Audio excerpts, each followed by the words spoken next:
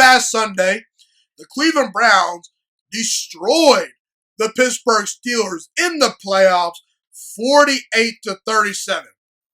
This was the Cleveland Browns' first ever playoff victory since 1994. That was 26 years ago. And my takeaway was this game was the passing of the torch from the Pittsburgh Steelers to the Cleveland Browns to a certain degree. Because think about it, people.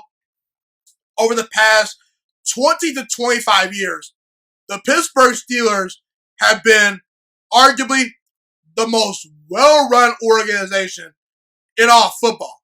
Meanwhile, Cleveland, they've had multiple head coaches, a lot of dysfunction in their front office, multiple terrible starting quarterbacks, but ultimately, things have now shifted.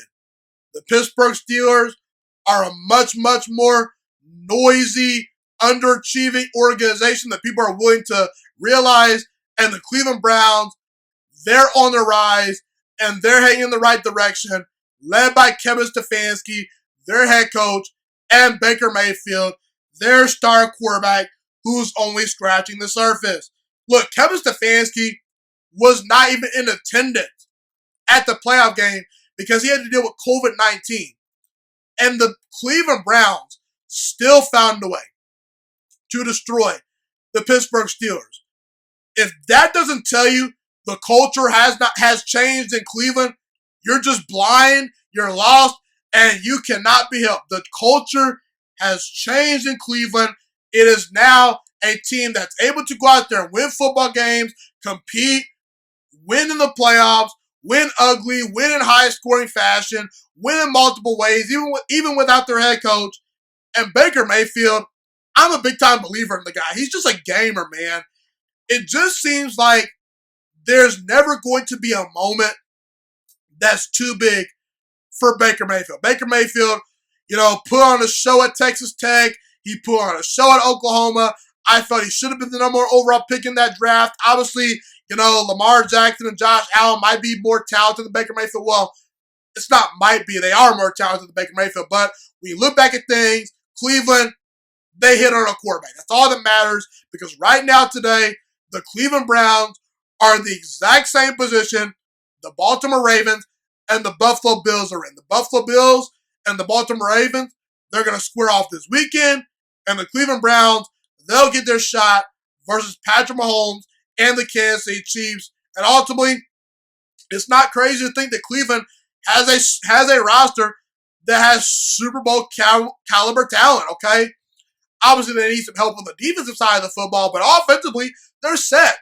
If the Cleveland Browns address some of their defensive issues next year, they very well could be among one of the favorites to win the Super Bowl next year if things bounce their way. I'm a big-time believer in Baker Mayfield. I'm a big-time believer in Kevin Stefanski. I was a believer in Kevin Stefanski when he was hired. I said that Cleveland would be a playoff team in 2021, and ultimately, 2020, because ultimately it's still the 2020 season, even though it's 2021. We're in the playoffs, but yeah, ultimately I picked Cleveland to make the playoffs. I was right, and when we look at the Cleveland Browns, they're a team that's definitely on the rise, and it's pretty clear to me that Baker Mayfield, Kevin Stefanski, and the Cleveland Browns have officially arrived, and they may never look back, because this team has a bright future, in my opinion. No doubt about it. I'm a big-time believer in what Baker Mayfield and the Cleveland Browns are cooking as I speak today. Thank you so much for watching this video today. Please also note that the Juiciest Sports Podcast is not just a YouTube channel. It is available on all podcasting platforms, including Spotify, Google Podcasts, iTunes, and Apple Podcasts. Also, if you enjoyed this video, be sure to like, comment, subscribe, and share this content with all your friends. This podcast is my favorite thing in the entire world right now. It is my passion. And I want more people to listen to this podcast. I really want this podcast to grow. Also, a fun fact about me is that I want to go into the sports broadcasting and media world once I graduate from the University of Toledo, a college in Northern Ohio. I am looking to become one of the next great sports broadcasters and analysts out in the world. and I potentially would like to start my own network if this podcast really truly grows. Or if I fall short of that goal, I would love to work for a big time network like ESPN or Fox Sports 1. I am open to all networks. So if you believe in my dreams and you see or hear my passion through the screen, be sure to tell all your friends about the Juice Alert Sports Podcast. Stay motivated, you guys. Have a God bless day, and I'm out.